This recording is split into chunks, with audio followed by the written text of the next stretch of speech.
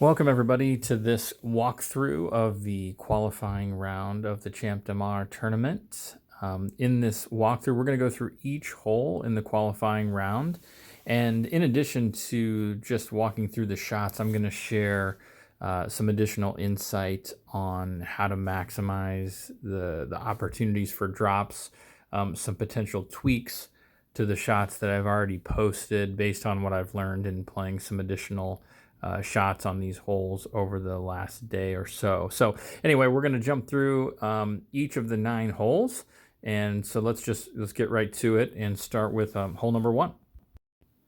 Hole number 1 is a par 4, and it's definitely a great opportunity to get an eagle right off the bat. So if you have Apocalypse 7 or 8, you're going to use max top spin, and you're going to focus on your ball guide ending in the rough right there.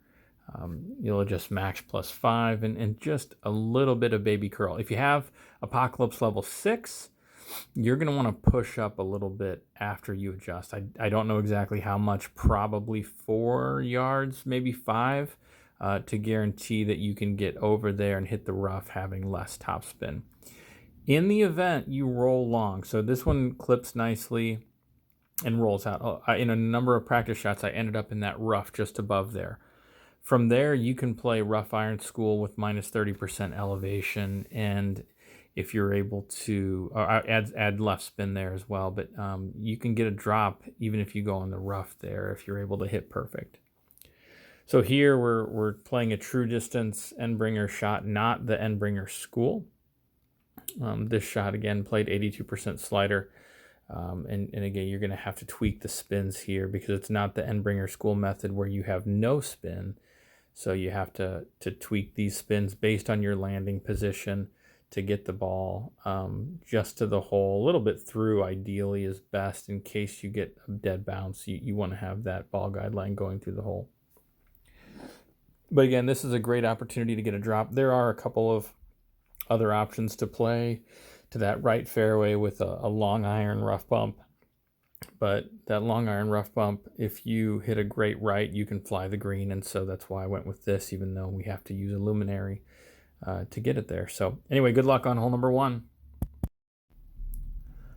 Hole number 2 is a very difficult par 3 for free-to-play balls. So you're obviously welcome to use a King Slayer to knock the wind down even more. I would recommend that if you have plenty of King Slayers, or if you have another wind 4 ball that has the same spin requirements.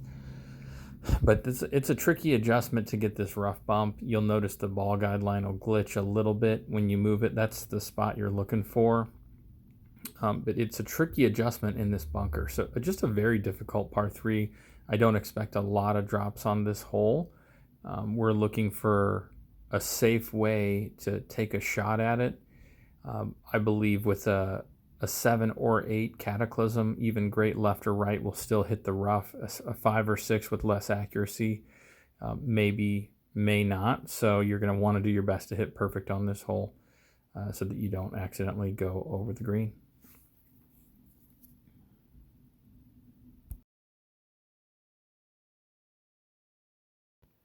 Hole 3, here we have a really good chance for an albatross. And I say good chance because the drive is pretty simple. So sometimes on par 5s, you need a very specific, well-executed drive. There is some margin for error on this drive, given the size of the fairway on the other side. So pretty easy setup here. You're going to adjust max +5. And then max overpower, max left curl, and try to hit perfect. But again, I've hit great left and great right and still been in the fairway. So that's nice.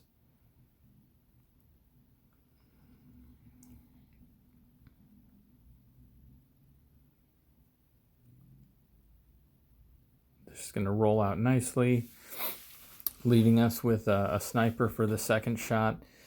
I referenced this in the note, but I under adjusted this shot, so that's going to be your biggest tweak for this hole. But you're going to start with max backspin and half of a or 0.5 left spin, and you're going to get that ball guide line to trickle back right through the cup. You notice I spent some extra time to try to get this directly through the cup.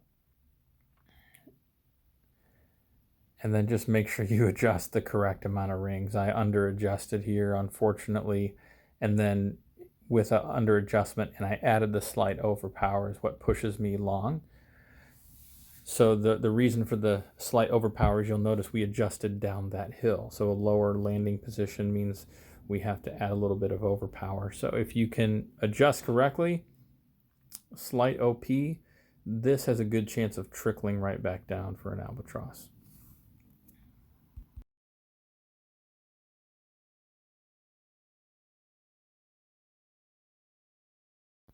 Hole 4 is it seems like a pretty simple par 3, but it's actually fairly tough with free to play shots. I saw a number of drops using power 0 balls to roll up to the pin. Our free to play options don't give us that luxury, so we have to go for this rough bump, which can be a little scary because you are right on this edge. So great left is not going to be ideal here, but it is a pretty simple setup and adjustment, so not a lot to think about or plug into your notebook or your Clash Caddy to get the ring adjustment. It's pretty simple. Try to get that pull exactly the right amount, and you should be safe for a birdie. There is a little bit of right curl there, and then an outside chance of getting a drop. Again, this could be played with a Kingmaker, but if you have King Slayers to use, less wind always makes it a little bit easier to adjust.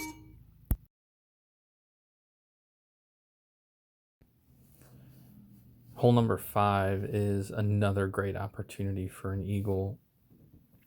If you do choose to play this with a Kingmaker, which you can, I'd suggest reducing the top spin to 5.8. You don't want the additional tailwind to push you too long to make the to make that bunker. So that's just a slight tweak if you decide to use a Kingmaker. If not, it's a very simple drive with the Kingslayer. Doesn't require any overpower or any curl. I'm just gonna drop this one down the fairway and prepare for your endbringer shot.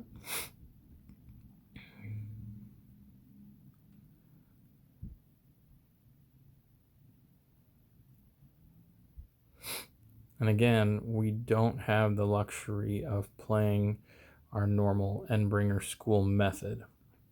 So you're looking to bounce this over. I just kind of brought it left to right there to get somewhat the line already with the hole, so I didn't have to use a lot of side spin. And then add the top spin to the hole. Again, it's a true distance, not Endbringer school. This one was 88%.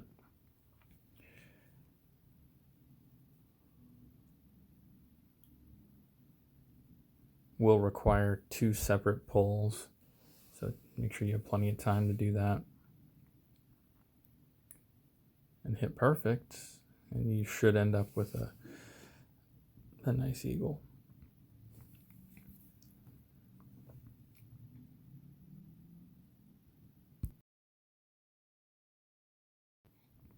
Hole number 6 does have a little bit of a tricky drive, so 5.6 topspin, 1.2 left spin. And look at this ball guide. You're going to notice it's barely getting over that bunker. And so after the adjustment, we're going to add a couple of rings of overpower. I would err on the side of more overpower. So if you can hit the amount that's shown here, that's great, but you would rather have more than less. Less overpower is going to dramatically increase the chances of coming up short.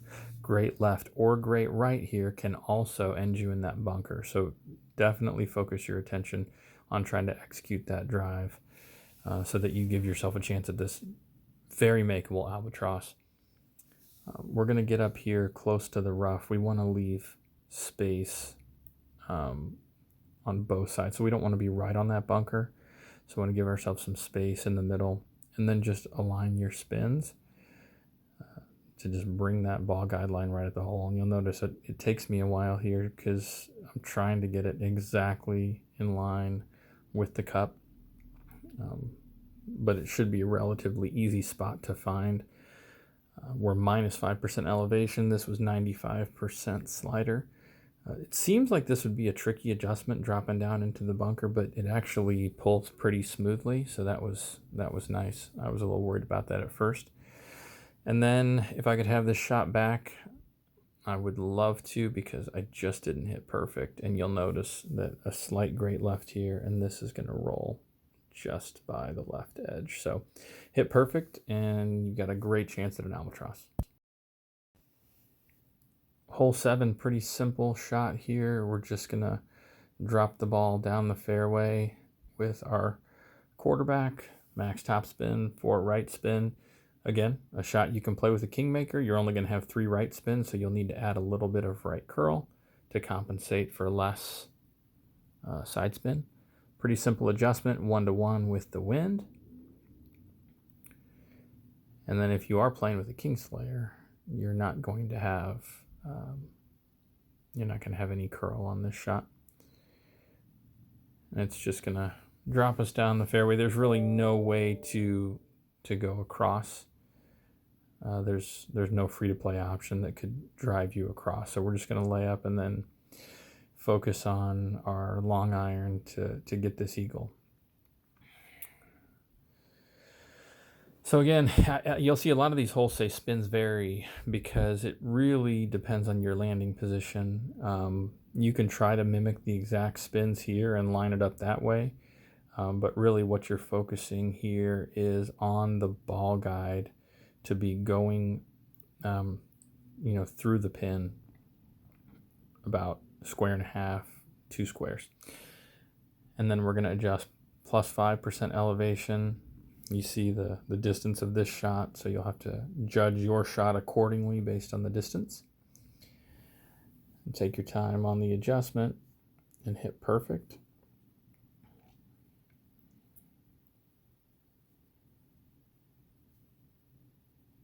And you're going to see this one's going to roll in nicely for an eagle.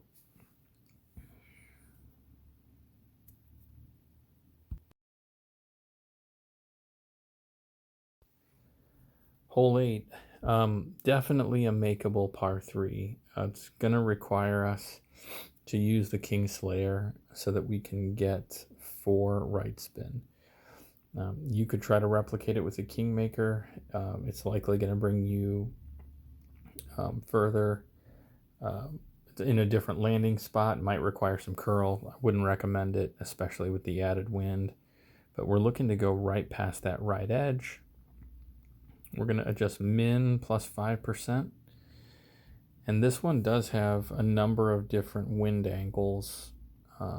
So that's going to be something to look for. If you feel like you have more of a headwind, it will require a little bit more right curl than a straight crosswind.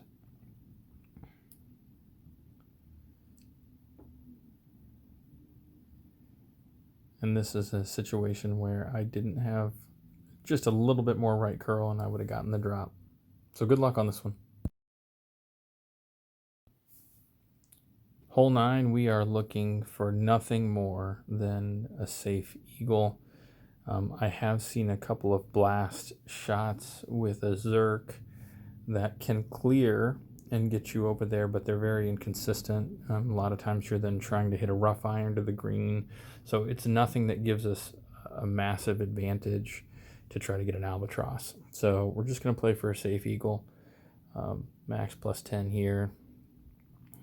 Check that curl on the left edge. We're just going to put this shot right at the end of the fairway.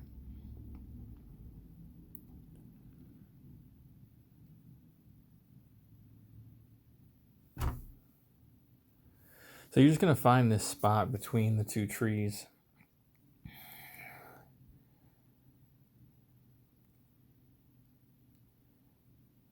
Again, your spins may vary based on where you're landing, but you just want to, it should be around 5.5, 6 top spin, somewhere in there. And you just want to get that ball guideline, leaving the rough and heading, towards the far side of the green.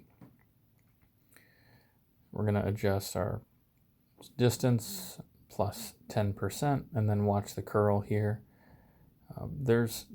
Again, it doesn't matter how much curl, you're not going to have a run at the pin from this angle. So we really just want to make sure that we get through the rough. If we roll onto the green for a putt, that's great, but also you're going to have this result quite a bit where you bounce and roll through and end up on the edge of the fringe or right there in the fairway with an easy chip. Well, that's it. Thanks for checking out the playthrough. Hopefully these shots are going to help you put up a great score in the qualifying round, and the tweaks that I talked about here may even give you an extra drop or two. As always, like and subscribe to the channel on YouTube so that you can get notified as soon as we have new content, and share with friends. We love to keep building our free-to-play Masters tournament community. Look forward to seeing you guys in the next tournament. Thanks.